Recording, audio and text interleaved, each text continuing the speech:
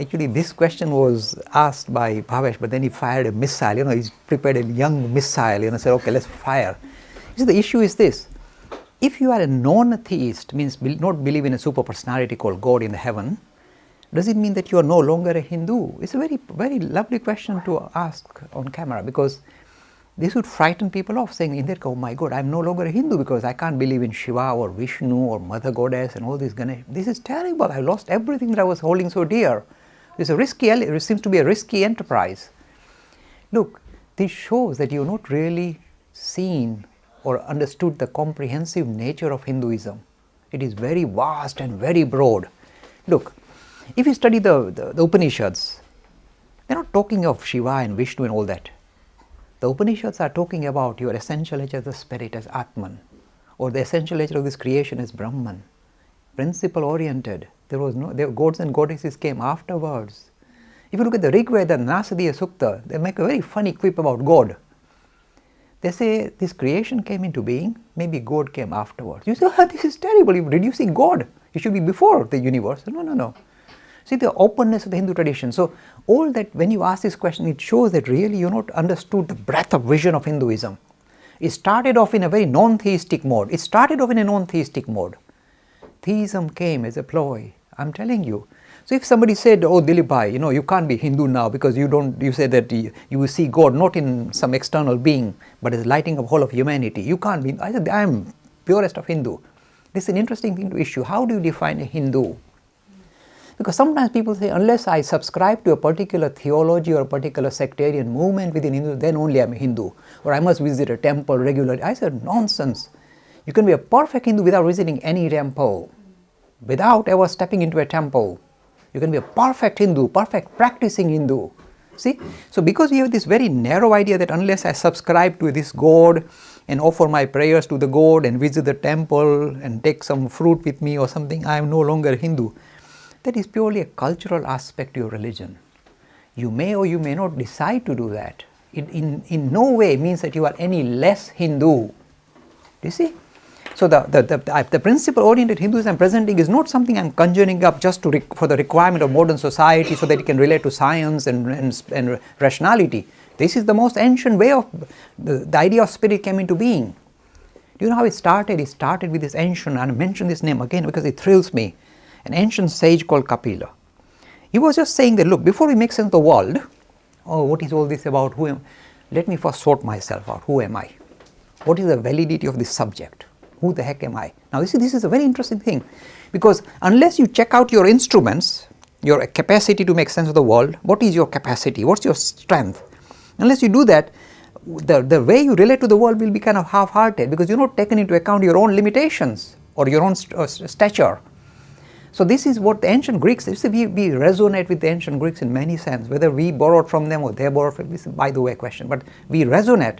The ancient Greeks, the same thing. Man, know thyself first. See, this is how it started. First, sort yourself out. Who the heck are you? What is your capacity? Because if you are a dunce, then any dunce-like answers will satisfy you. Then it's hardly worth bothering because you are a dunce. But suppose you are very sharp, and I'm sure all of you feel, especially the youth here, feel we are sharp, we are going to sort ourselves out. So once you begin to recognize your own validity, your own credential, then you can really ask challenging questions. So the journey went inward to saying, who am I? What is my nature? And this is Kapil, ancient Kapil. The whole world should really pay tribute to this man.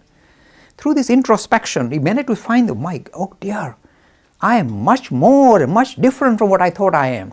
Descartes said, I think, therefore I am. That means he's stuck with his mental mode. That's him, is what his mind tells him. Hindu said, no, we are neither the body nor the mind. We are different from the body and the mind. They are both linked up with each other, but they are both secondary. I am something that is occupying the body and mind, but I am different. And was this purely intellectual? He was drinking cups of coffee in his time. I don't know whether they had coffee. Caffeinated coffee gives you a kick and you kind of think high things. So was it that? No. It was through introspection. He was able to experience. It was not an intellectual gymnastic exercise. It was experiential. Remember, I keep repeating the word experiential. You need to experience this stuff. Otherwise, you won't be. Whatever I say will not really touch your heart. Unless you get a glimpse of it, you can't really believe in it. How can you believe it? Don't believe in it even. In fact, I'm telling you. Otherwise, you'll never try to find out. So it was this Kapil who experienced. He said, and you know what? This experience is so dynamic. first time you are free of your body and the mind. Even the mind appears like we are fluff. You seem to transcend the mind. Not that you are saying, oh, you become mindless or kind of idiot, but you transcend the mind. You see yourself as this, and this is a first encounter. You know, we see this film, Encounter of the Third Kind, where you get aliens coming in.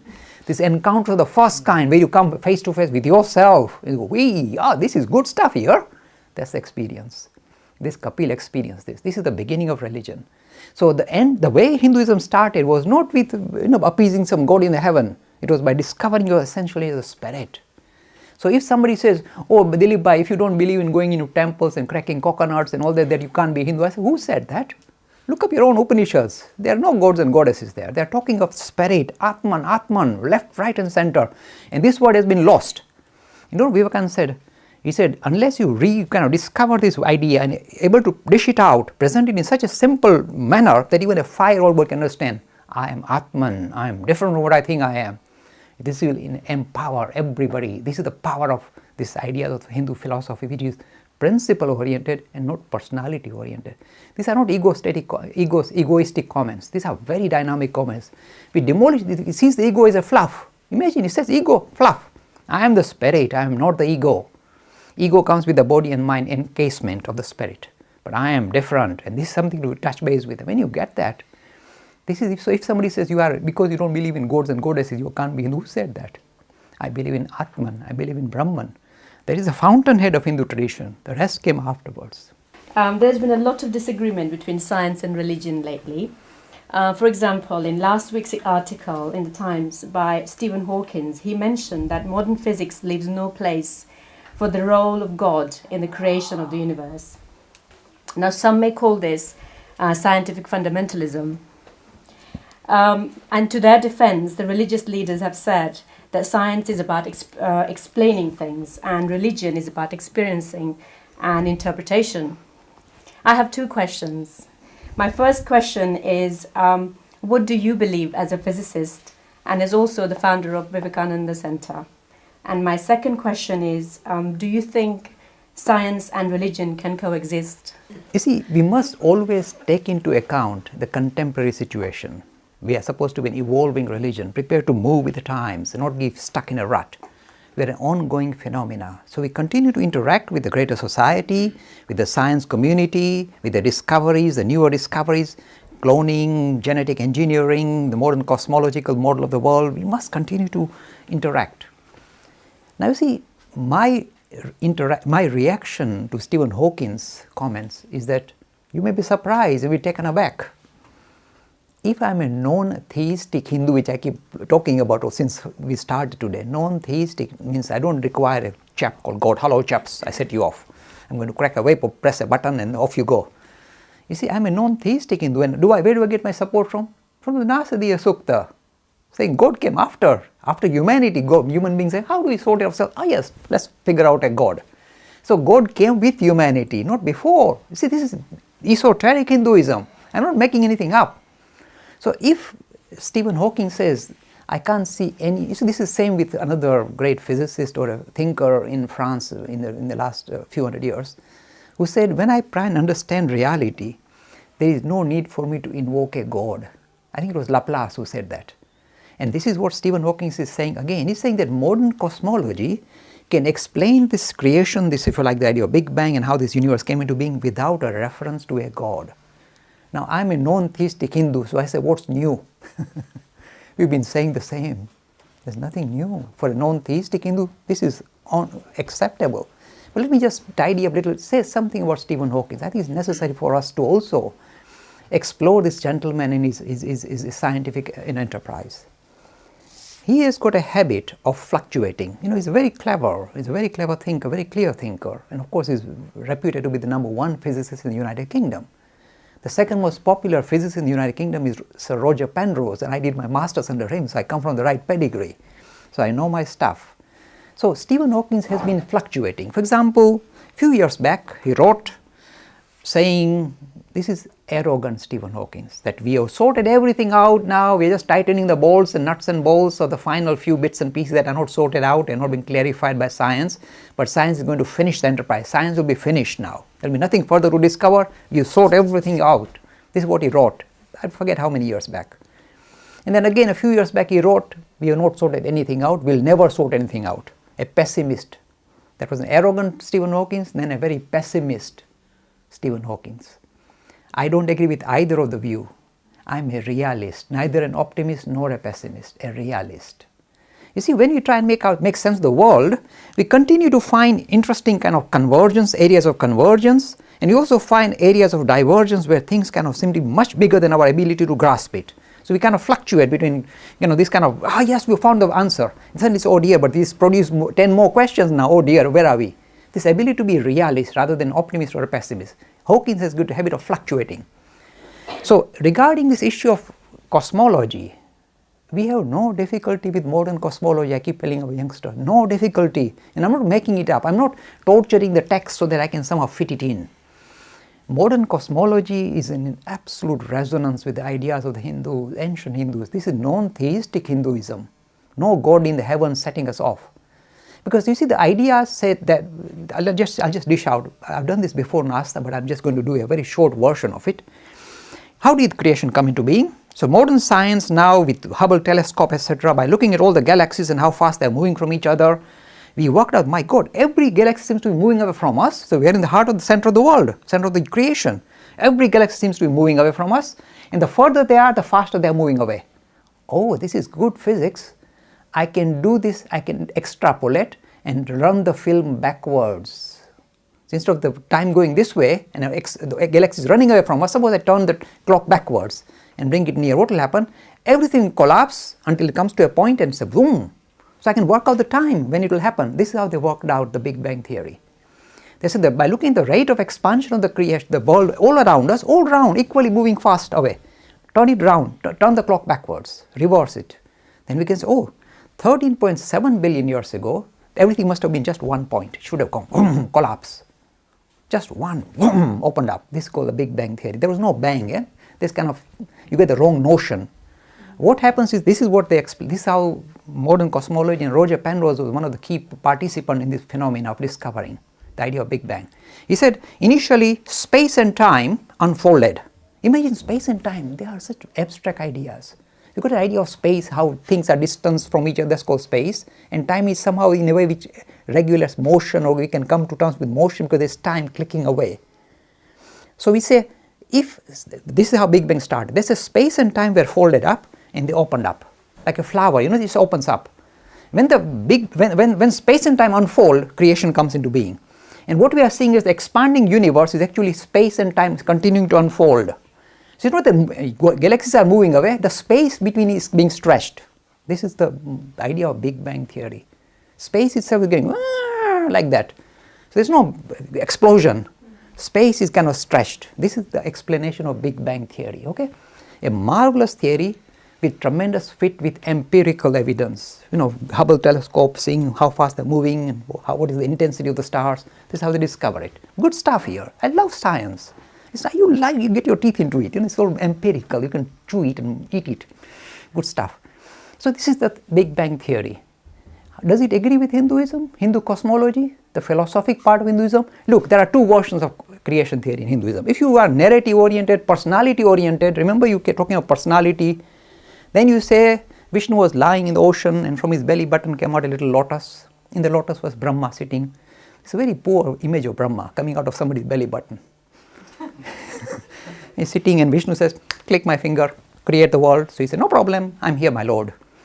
And of course, this comes from the Vaishnava tradition, which has to give Vishnu the most important position. And then the universe came. You see, now, if you are a physicist, if you're doing cosmology and you took this to your cosmology class, you will be laughed off, saying, come on, grow up, my boy, grow up. The universe can't just have somebody's belly button, all that. Where is that fellow lying anywhere? So this, if you like, personality-oriented ideas of creation falls flat, just like the personality-oriented idea of the Abrahamic tradition fall flat. They can't play with cosmology and Big Bang. They struggle. But they still wanted to sneak God into the picture. So do you know what they said? When the Big Bang theory was discovered, there were still Christian theologians saying, let me try and still bring God into the picture. So they said, we know how. Somebody must have triggered the Big Bang. Somebody must have pressed the button. It can't just open up by itself, space and time. So there must be something still outside space and time which cannot say, okay, press the button, off we go. And that chap is called God. So you see, bring God back into it. Now this is naive. If you are a scientist, you say, come on, I don't need all that.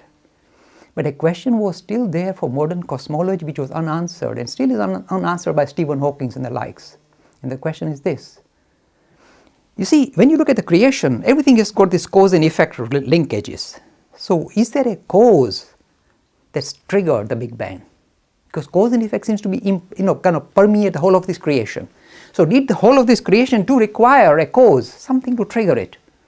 And that's another interesting question. What caused the Big Bang? Still that question is there, unanswered, in modern cosmology. And you know where the reconciliation, I told you, science requires Hinduism more than they realize. You know where the reconciliation comes from? From this Vivekananda. He gave a talk in, I think, 1897 in London called The Absolute and Manifestation. And this, I'm reading it out from the book. He said 3 things required for this creation to come into being. Look, this is 1890s, before Hubble telescope, before Einstein's relativity. And I'm not making anything up. He said 3 things kind of unfold for this creation to come into being. And do you know what they are? He said, look, all stuff, 1897, prior to modern physics. He said 3 things required for this creation to come into being. Do you know what they are? Desh, Kal, Nimit, space, time, causation. These 3 unfold for the creation to come into existence.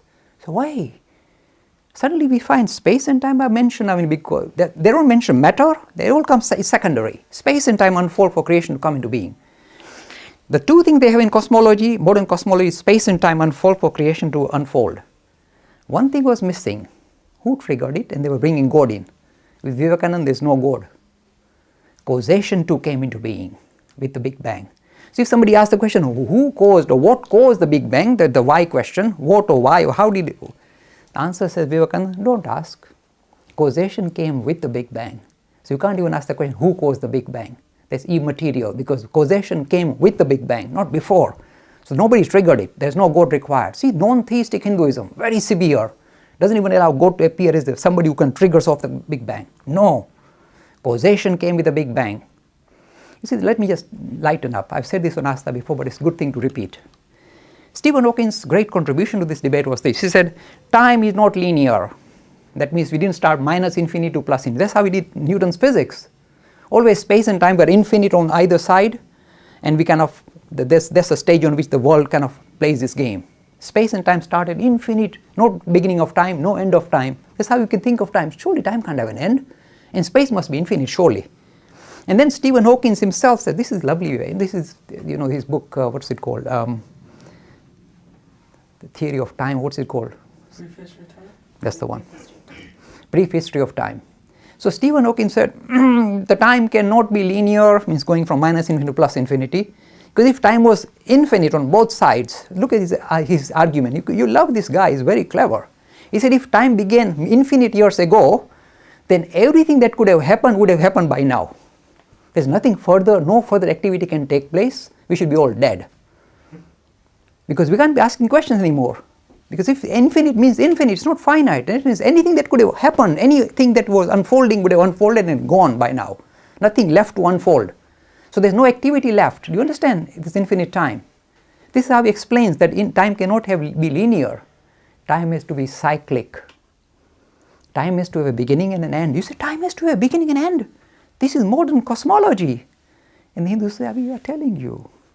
When space, time and causation unfold, creation comes into being. And they can be crunched up as well. This is cyclic time, not linear time. You can't be a Hindu unless you believe in cyclic time. Do you know that? This is a definition of a Hindu. You have to believe in the Big Bang theory. That's what they're telling you.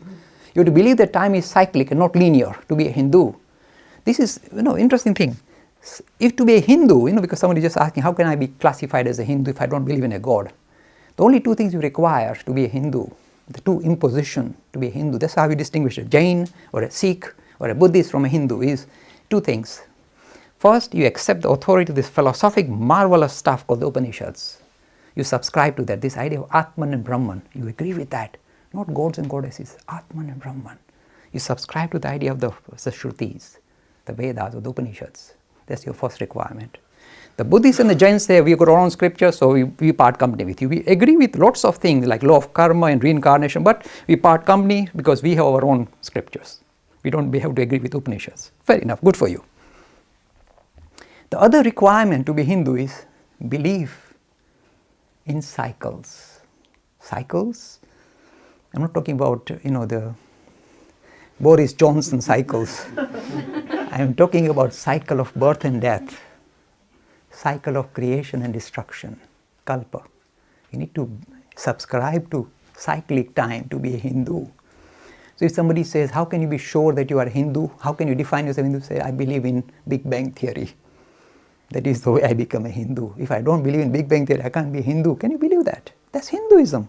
Purest of pure Hinduism. Esoteric Hinduism. Founded with ancient and modern proponents. So with us, Stephen Hawking is not an issue because we don't like him to fluctuate, vacillate from being an optimist. I've sorted everything out and saying I'll never sort anything out, and now he said there's no need for God. We know there is no need for a personal God to explain the universe as it stands. So we are not in disagreement with him, but we're saying we know it. We have been saying so. We don't even need God as a cause of the Big Bang. We will even demolish that. Causation came with Big Bang. So don't ask the question who caused the Big Bang, because it's who, why, where comes after the Big Bang. So who said is irrelevant. Just like what was there before Big Bang? Don't ask because there was no before. In the same way, don't ask who caused the Big Bang because there was no who, when, why. All that came with the Big Bang. So these are secondary things. So you don't need a God to set up the universe. Non-theistic, esoteric, Hinduism. There is no difficulty with Hawkins. So this is the first part. The second part of the question, madam, is do you think science and religion can coexist? Yeah. Not only do I think that they can coexist, I think they complement each other. Look, when I did a session at Imperial College some time back on quantum mechanics and this idea of esoteric idea of Hinduism, a few youngsters came to me and said, do you know what? We were struggling with quantum mechanics. In fact, I would challenge any physicist if he says he's not struggling with quantum mechanics. Conceptually, what the heck is that one about? Suddenly the electron jumps from here to here. This is instantaneous jump. We don't believe instantaneous. What is going on? And you squeeze one elementary particle and another elementary particle, and 1 billion light years ago goes ouch at the same time. How are they linked? There's no causation even. What's going on? So my idea is this: when you struggle with some of the ideas, say like cosmology, the question, why question? Why, who set off the Big Bang? Causation question in Big Bang. Answer comes from Hinduism, Hindu cosmology. When you are struggling with the idea of quantum itself, what the heck is going on? Conceptually, not the mathematical formalism. They are very good with that. But it's just the mathematical formalism, rules of thumb that work. That doesn't satisfy me or satisfy any physicist, because they're saying we don't know what we are talking about anymore. It's weird stuff here. That's why it's called something that will make you go dizzy. And again, the resolution lies with esoteric Hinduism. I'm deliberately very arrogant about this because they have no choice, they have to come. You see, they are discovering that underpinning to this reality is not matter, not substance and matter and lumps of matter. They are an epiphenomena, they are a secondary phenomena. They are an appearance. The underpinning is different from the appearance. This is what Hinduism has been talking about, from experience of the spirit. Underpinning to this reality, even the physical reality, is the spirit, free-flowing, interrelated, interconnected in the most dynamic manner. That's what you've been talking about, Brahman. And that was coming out through quantum, without them saying, we don't know, we are feeling dizzy. Of course you'll feel dizzy, you hit the jackpot.